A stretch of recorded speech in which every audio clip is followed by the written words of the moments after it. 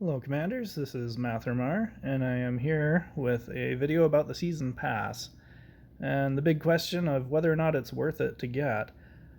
So we're going to cover an actual opening of the entire Season Pass all at once, and then we'll show you my analysis of it and my fuzzy math, and you can decide for yourself whether or not it's worth it to you.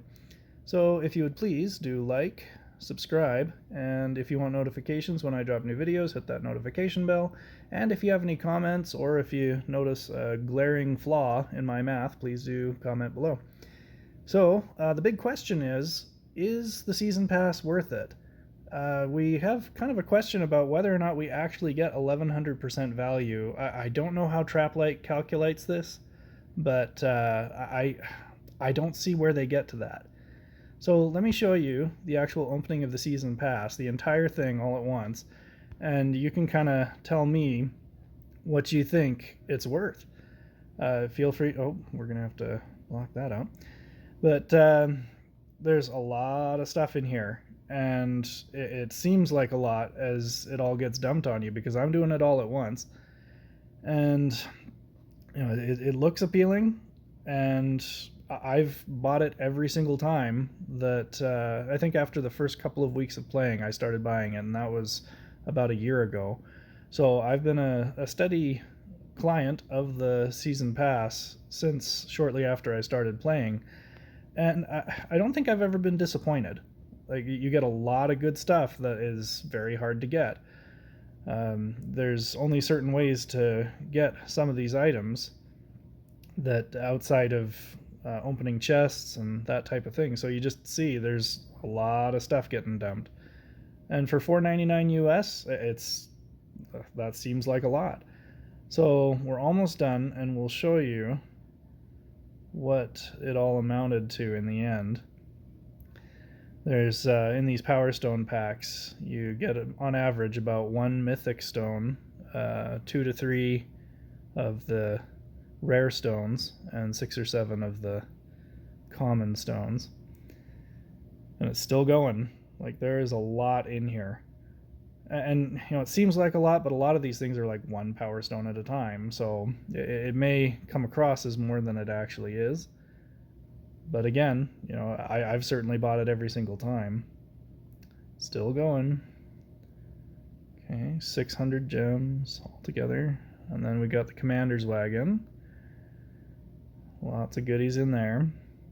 There's a lot of debate about which wagons are worth purchasing between the Commander's, Warlords, and Dragon wagons, but I think the Commander's Wagon is just your best deal overall. You just get so many shards out of it compared to the Dragon wagon.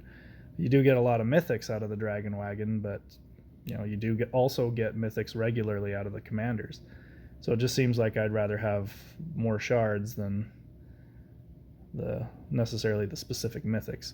So anyway, there's that. That is the whole Season Pass all at once.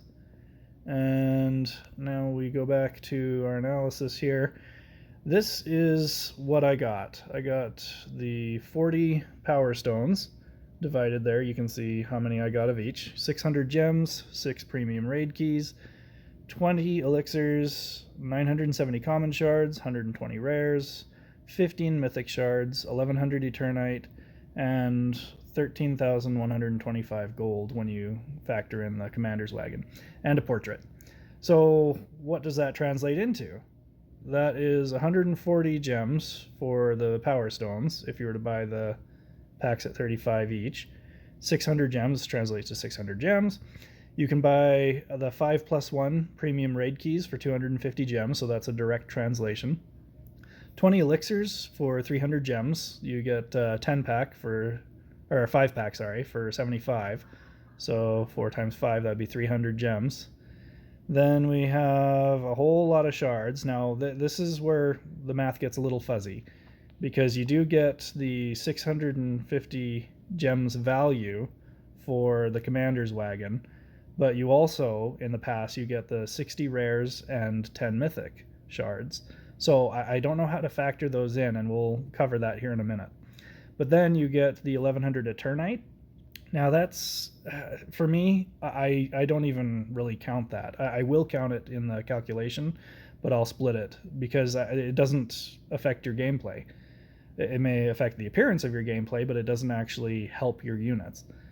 Then, as far as the gold is concerned, I've already factored in the 650 gems for the commander's wagon, so we're only counting the 10,500, and that would be the equivalent of 210 gems in terms of the base cost.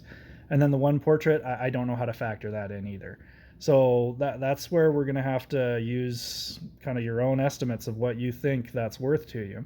But when you factor it in, the actual functional gems that this is worth is 2,150. And what I mean by that is that's actually what's going to affect your performance in the game. The other factor is 2,700 gems worth if you factor in the Eternite. Now, again, I can't factor in the portrait to that because I don't know what that would translate into as far as the gem cost for that. There's really no way to calculate that for me. So, if you figure the base cost of gems at $4.99 US for 400 gems, then you'd be looking at $26.85 or a 538% value for just your base gameplay improvement. Now, if you factor in the Eternite, then you're looking at a 675% value. So my question is the 60 rare shards, 10 mythic shards, and 1 portrait really worth the 425% value that brings you up to that 1100? I don't know if it's worth that to you, but I don't see how that translates into 425%, but that's just my opinion. Again, I still bought it every single time after that first 2 weeks of playing. I started buying religiously. So whether or not that's actually worth the 1100%, I don't know. Like, again, I can't factor in how they got to that number. I think they're way off, but that brings us to our next question. Is it still worth it? For me, the best offer I've ever seen, outside of the once-in-a-lifetime offer that you get on your way up, because I think, somewhere between level 1 and 4, you get a once-in-a-lifetime offer for 1100%, which is what supposedly comparable to the season pass.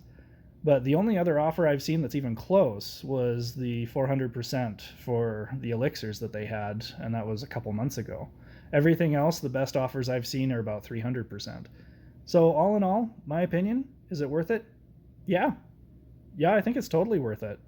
I mean, you figure if you're getting, in terms of actual gameplay function, a 538% offer, and I mean, if you're concerned about the Eternite, you're looking at 675%. So yeah, it's the best deal you're going to find in the game. So if you're going to spend any money at all, I think the season pass is where you ought to do it. There's plenty of people who do just fine on free-to-play. You don't have to spend a dime on it if you don't want to. But if you're looking for the most bang for your buck, I think that the season pass is where it's at. The best offers you're probably going to see outside of that are regularly going to be in the 300% zone, and that's probably going to be at the $20 price point. So if you're looking to get better deals, you kind of have to make a purchase in that price range in order to get offers in that price range. So do as you will. There's no shame in being free to play. I think that the people who can pull it off, more power to you. I maybe spend on average about $20 a month on the game if you factor in from when I started playing till now. It's gone up a little bit recently, but I think it's totally worth it. So thank you for watching. You can follow me on Facebook, facebook.com/Mathermar. Thank you for supporting the channel. Please do like and subscribe, and we will have more content for you soon.